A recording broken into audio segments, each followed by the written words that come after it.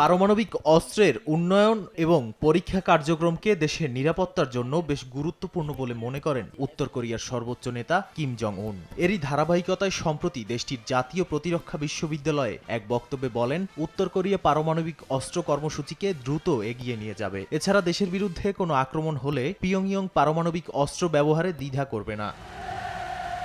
তিনি আরো বলেন, দক্ষিণ কোরিয়াকে আক্রমণের কোনো পরিকল্পনা নেই উত্তর কোরিয়ার, তবে শত্রুপক্ষ যদি পারমাণবিক অস্ত্র ব্যবহার করে তাহলে তার সামরিক বাহিনী নির্দ্বিধায় জবাব দেবে।